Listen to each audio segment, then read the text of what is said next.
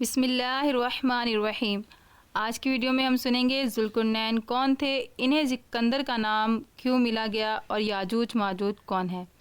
ذوالقرنین کا نام سکندر ہے۔ یہ حضرت خضر علیہ السلام کے خالہ زاد بھائی ہیں۔ حضرت خضر علیہ السلام ان کے وزیر اور جنگلوں میں علمدار رہے ہیں۔ یہ حضرت سام بن نوح علیہ السلام کی اولاد میں سے ہیں اور یہ ایک بڑھیا کے اکلوتے فرزند ہیں۔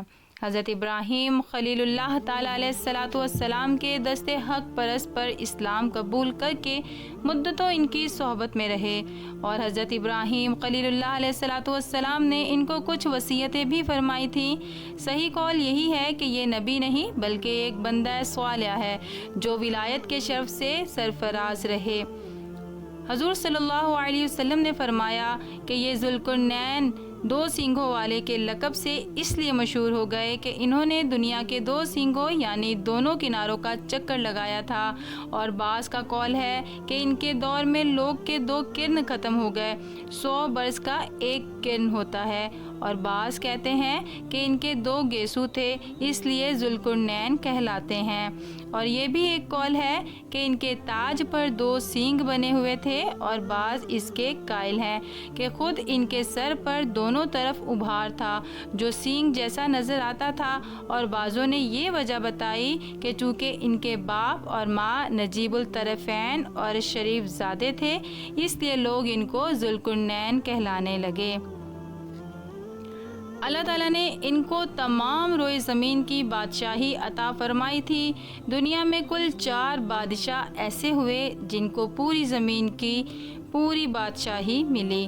ان میں 2 مومنین تھے اور 2 کافر۔ مومن تو حضرت سلیمان علیہ السلام اور ذوالقرنین ہے، اور کافر ایک بخت نصر اور دوسرا نمرود ہے، اور تمام روئے زمین کے 1/5 بادشاہ اس امت میں ہونے والے ہیں جن کا اسم گرامی حضرت امام مہدی رضی اللہ تعالی عنہ ہے۔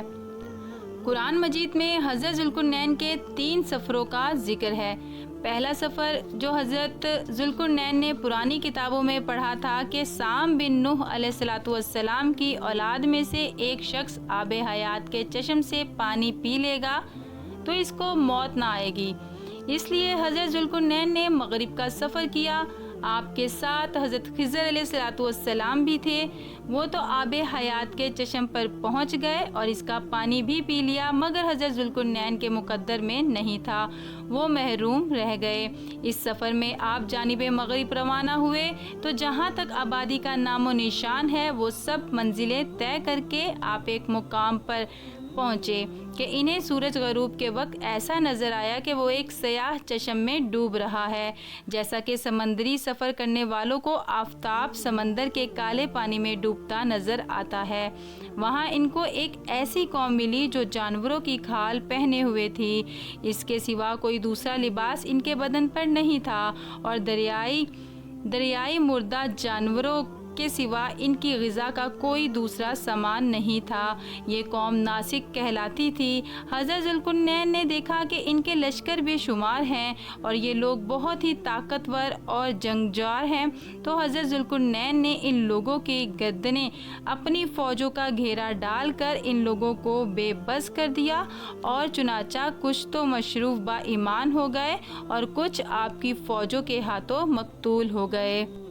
پھر آپ نے مشرق کا سفر فرمایا، یہاں تک کہ جب سورج طلوع ہونے کے جگہ پر پہنچا تو یہ دیکھا کہ وہاں ایک ایسی قوم ہے جن کے پاس کوئی عمارت اور مکانات نہیں ہیں۔ ان لوگوں کا یہ حال تھا کہ سورج طلوع ہونے کے وقت یہ لوگ زمین کے غاروں میں چھپ جاتے تھے اور سورج ڈھل جانے کے بعد غاروں سے نکل کر اپنی روزی کی تلاش میں لگ جاتے تھے۔ یہ لوگ قوم منسک کہلاتے تھے۔ حضرت ذوالقرنین نے ان لوگوں کے مقابلے میں بھی لشکر آرائی کی۔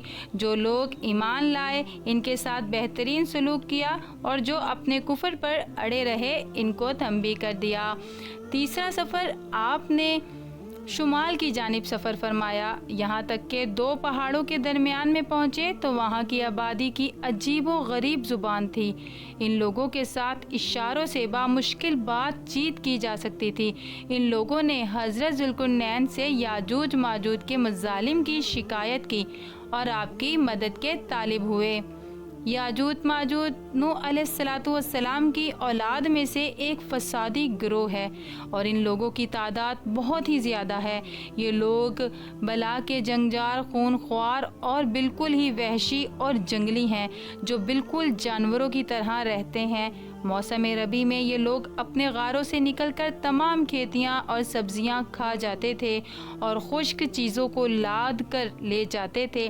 آدمیوں اور جنگلی جانوروں یہاں تک کہ سانپ، بچھو، گرگٹ اور ہر چھوٹے بڑے جانور کو کھا جاتے تھے۔ حضرت ذوالقرنین سے لوگوں نے فریاد کی کہ آپ ہمیں یاجوج ماجوج کے شر اور ان کی ایذا رسانیوں سے بچائیے، اور ان لوگوں نے ان کے عوض کچھ مال دینے کی بھی پیشکش کی۔ تو حضرت ذوالقرنین نے فرمایا کہ مجھے تمہارے مال کی ضرورت نہیں، اللہ تعالیٰ نے مجھے سب کچھ دیا ہے، بس تم لوگ جسمانی محنت سے میری مدد کرو۔